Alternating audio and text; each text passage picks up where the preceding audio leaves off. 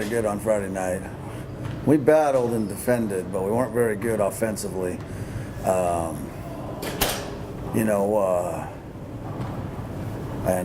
No, it just didn't look much better on Sunday. We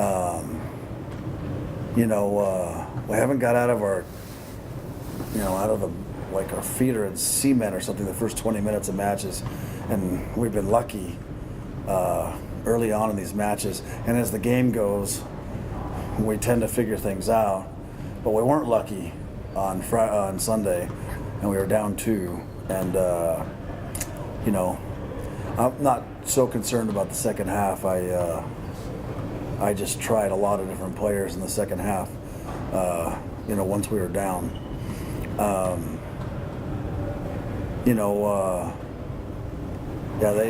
They played with a different level of fierceness than we did, and I think Friday night, it was our 5th overtime in 6 games, I think, which is crazy, and we haven't gone deep enough, and we're getting tired.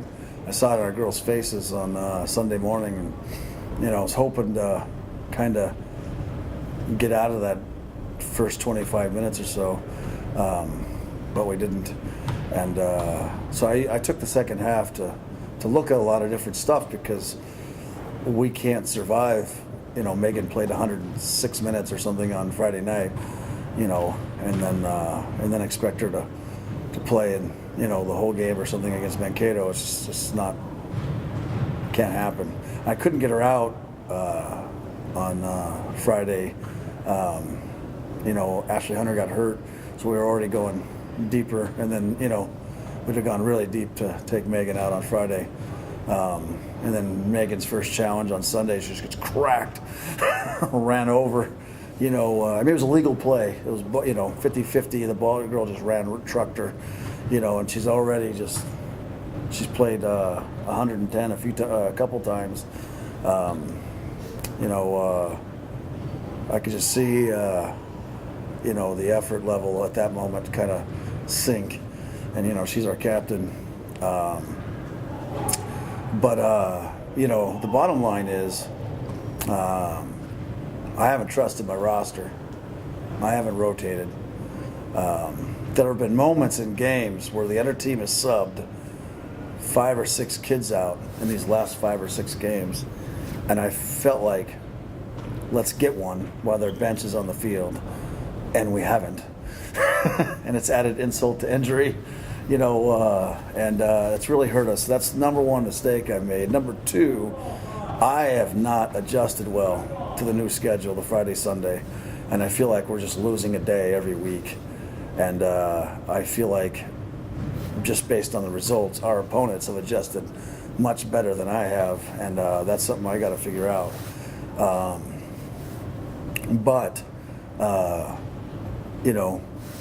You take away the Mankato game. They start off the game with a penalty in the first couple minutes.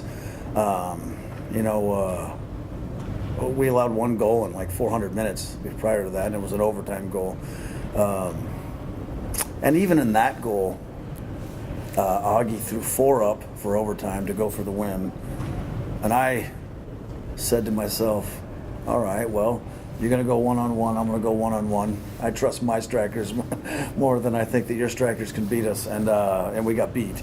So even in that, I could have probably adjusted. I got a point out of that game. When I went for 3, they went for 3, we lost. So that's the 1 goal we've given up in 400 minutes. So I feel good about it defensively, of how well we played. There's definitely mistakes that could have gone in a couple times, but for the most part, for 400 minutes, we've been really good. But the lack of chances, and it's starting to wear on us. It's harder and harder to play offense. Girls are starting to track their men. You're getting tired. I haven't subbed, and it leads to a perfect storm playing Mankato. 10-hour bus ride, and they're just ready to go. It was like a buzzsaw after we beat them last year, and that's the way it is. Yeah, how do all those extra overtime minutes add up over a season? How much wear and tear is there? And would you ever consider maybe gone a little bit more aggressive in regulation to avoid that? Would there ever be a point for that? Yeah, we usually try to be patient, and I think my personality is, it's sometimes good and sometimes it's been bad, and this year it hasn't helped because it's unbelievable how many overtimes we've gone to, and we had and we hit the crossbar 5 times in regulation in the Augie Wayne weekend. Been a little unlucky, and we just have to play it better. I mean, we haven't played our best yet, and I'm hoping that's coming. It doesn't get any easier. Bemidji's the top team in the conference. They're unbeaten, untied. We get them Friday night at home, and we got to fix things. And we've tended to fix things by now. This is the start of the second half on Friday, so I hope it works. And it's give and take. I mean, we haven't had a moment where 11 girls have played their best. We've had 9, we've had 7, we've had 9, 8, 7, 9. It causes the coach to tinker a little bit, and we need 11 to play to really settle into what we want to do, and that we got that last year, and we moved from the 4-4-2 to the 4-3-3, and this year we haven't had it, and I've wasted a couple practices, looking at different things, and maybe we'll have to try them. Oddly enough, though, we didn't play the 4-3-3 on Sunday, and we got trucked, so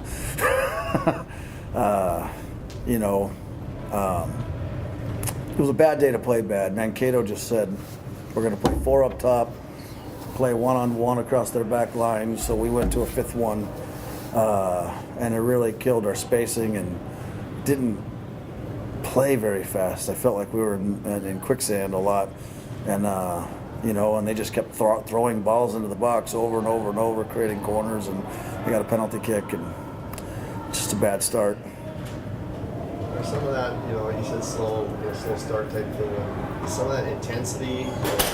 We lack a lot of that, and for a team with a lot of seniors, we don't really have a vocal leader, and Sid and Gabby do a really good job of trying to get people going, but neither of them have played very well, so they can't get any consistency on the field. So they're vocal, they get quiet, they're vocal, they feel like they shouldn't say anything, they haven't played well, and I don't think either of them haven't played hard, just haven't played very well yet. But they both are coming. Sid's coming off ACL last year, and Gabby off the broken foot, so they didn't have a spring. So hopefully they start picking it up here as the season goes, because if they play more, I think it'll really help us to have a couple of vocal leaders. Gabby played her best soccer this weekend, and she was fantastic against Concordia, and that really helped us with Hunter's injury. How hard has the season been for you with just second guessing everything? It's been a tough year. I'm more mad at myself than anybody else, and just don't think I've done a very good job. And some years are a lot of fun, and this hasn't been one of them. But if we turn it around, then that might make this all the more special. And we're 5-3. It's not the end of the world. It's far below the standards in which I feel like we should be at. And I don't know. I'm hoping Friday we can turn things around and get a result and build off of it, and try to get trucking down here in the second half of the season. When you look at the standings, we have Bemidji on Friday, and then after that, there's only one more team in the top 8 that we haven't played, which is St. Cloud, and they're very, very good. So that the schedule might favor us a little bit, although Duluth hasn't gotten results. They're very good. They're kind of doing what we've done. They took Mankato to overtime, beat Augie, so I know they're very good. But the teams around us in the standings, Concordia, Mary, Northern sitting in 4. We've beaten them all. So we have tiebreakers if we can get it going. I still think we can finish with the home playoff game, but that's contingent upon us getting it going. We haven't been good enough down the middle. They're double teaming both of our wings, and we haven't punished them enough yet.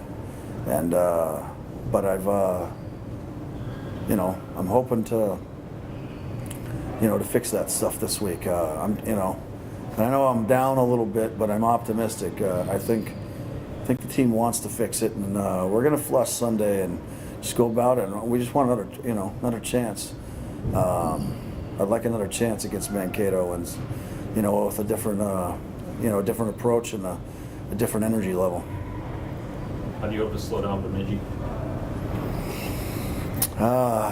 That's going to be a tough one. And look, I mean, we have to beat Crookston if we're going to stay in this thing. So we got to prepare for them. Bemidji plays 2 distinctly different systems, and we got to prepare for both of that. So it's going to be a tough week. Norton is just never-ending runs all over the field, super fit, and she can crush the ball. And they'll just keep moving her to get the matchup they want. So, we got to get our feeling of invincibility back during the week. And I doubt it'll come before game time, but I think if that game can go our way a little bit, maybe we can gather it during the game. Because we need that to slow down their front line, and they score a ton of goals and they give up very little. We're going to have to make their back line face their goal a little bit, try to get them in some tough situations. But the only way that works is if our midfield can beat their midfield to the next space, and that's something we've been struggling with.